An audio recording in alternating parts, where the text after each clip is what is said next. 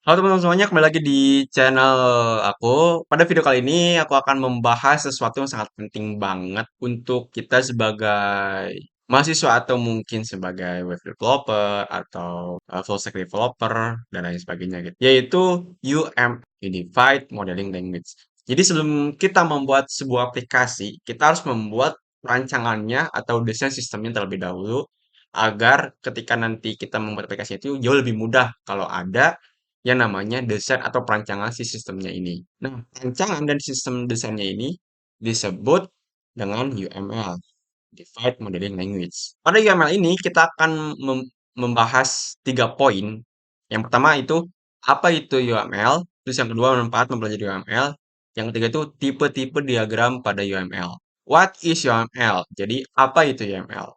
UML adalah bahasa visual yang digunakan untuk merancang, memvisualisasikan, membangun, dan mendokumentasikan sistem informasi. UML membantu kita memahami, menganalisis, dan mengkomunikasikan struktur dan perilaku sistem perangkat lunak dengan cara yang jelas dan terstruktur. Jadi yang aku bilang tadi ya, ketika kita ingin membuat aplikasi, kita harus membuat rancangannya dulu gitu. Biar apa? Biar nanti penjelasannya itu jelas dan terstruktur. Di sini adalah bagian utama YAML. Ada dua. Yang pertama view, yang kedua diagram. View digunakan untuk melihat sistem yang dimodelkan dari beberapa aspek. Beberapa jenis view dalam YAML diantaranya ada use case view, logical view, component view, currency view, dan development view. Yang kedua ada diagram, yaitu berbentuk grafik tentunya ya, yang menunjukkan simbol elemen model yang disusun untuk mengilustrasikan bagian atau aspek tertentu dari sistem. Jenis diagram UML, generalnya ada use case diagram, class diagram, state diagram, activity diagram, sequence diagram, collaboration diagram, component diagram, dan deployment diagram. Nah, apa sih manfaat untuk mempelajari UML ini? Yang pertama, meningkatkan komunikasi. YAML membantu tim pengembang, analisis, dan pemangku kepentingan lainnya untuk berkomunikasi secara efektif tentang desain sistem. Ini penting banget ya ketika kita ingin membuat aplikasi. Komunikasi itu sangat penting banget gitu. Yang kedua, mempermudah analisis dan desain. YAML menyediakan alat visual untuk memodelkan berbagai aspek sistem seperti kelas, objek, hubungan, dan perilaku.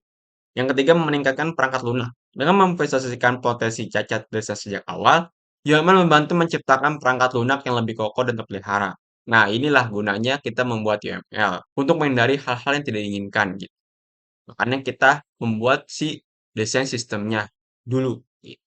Yang keempat, mempermudah dokumentasi. Diagram UML berfungsi sebagai dokumentasi yang jelas dan ringkas untuk desain sistem. Nah, di sini ada tipe-tipe diagram pada UML. Sebenarnya ada 10 kalau tidak salah ya, tipe-tipe diagram UML ini. Yang pertama ada use case diagram, yaitu menunjukkan aktor, use case, dan interaksi dengan sistem.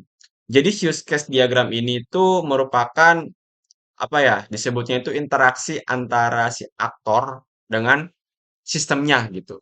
Contohnya di sini bisa kita gambarkan sebagai admin gitu.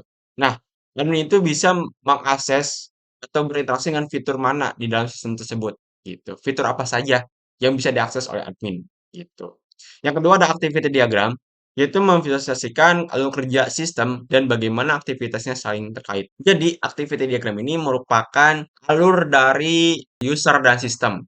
Contoh, kita bisa gambarkan sebagai login gitu ya. Nah, user akan melakukan login. Nah, sistem itu akan menampilkan output apa gitu ke si user tersebut gitu. Terus ada sequence diagram, yaitu mengembangkan interaksi antar objek dan urutan kronologis. Jadi bisa dibilang sequence ini tuh hampir gabungan antara use case dan activity mungkin bisa aku sebut gitu. Yang keempat ada kelas diagram, yaitu menunjukkan kelas, atribut, metode, dan hubungan antar kelas dalam sistem. Kelas diagram ini ibaratnya seperti basis data, mungkin agak mirip-mirip. Jadi ada kelasnya, ada atributnya, ada metodenya, dan sampai hubungan antar kelasnya gitu. Yang kelima ada communication diagram, yaitu menampilkan interaksi antar objek secara kolaboratif. Yang keenam ada komponen diagram, yaitu menunjukkan komponen sistem dan hubungan antar komponen. Yang ketujuh ada deployment, yaitu menampilkan arsitektur fisik sistem dan bagaimana komponennya didistribusikan. Yang kedelapan adalah object diagram, yaitu menampilkan instance kelas dan hubungan antar objek dalam sistem pada saat tertentu. Yang kesembilan ada state machine diagram, yaitu menunjukkan perilaku kelas dalam menanggapi peristiwa eksternal. Yang ke-10 ada interaction view diagram, yaitu memberikan gambaran umum interaksi antar elemen dalam sistem. Nah, di sini ada yang di-highlight ya, bisa teman-teman lihat. Yang di-highlight ini merupakan tipe diagram UML yang sering digunakan gitu ya. Dan yang aku pelajarin di bangku perkuliahan itu ada 4. Ada use case diagram, activity diagram, terus sequence diagram, dan kelas diagram. Nah, yang di-highlight ini akan aku bahas next-nya. Dari mulai penjelasan use case tersebut, terus cara kerjanya bagaimana, simbol-simbol apa aja yang digunakan, itu nanti kedepannya akan kita bahas ya bareng-bareng. Gitu. Dan ini adalah beberapa rekomendasi software yang aku gunakan ya, yang aku rekomendasikan. Teman-teman bisa download ya ke tiga software ini. Ini ada Draw.io, ada Asta, dan StarUML. Yang ini kalau tidak salah yang Draw.io itu free kalau tidak salah ya. Asta dan StarUML itu kalau tidak salah ada berlangganannya gitu. Aku lupa. Tapi yang aku pakai nanti di next video aku bakal pakai Draw.io dan StarUML. Gitu. Teman-teman bisa download dulu terlebih dahulu ya. Dan oke teman-teman, mungkin videonya sampai di sini dulu. Nanti kita bakal bahas lebih dalam dan lebih lanjut ya di video selanjutnya. Oke, terima kasih teman-teman yang sudah menonton. Jangan lupa klik tombol like dan subscribe di bawah ya. Dan sampai bertemu di video selanjutnya. Thank you.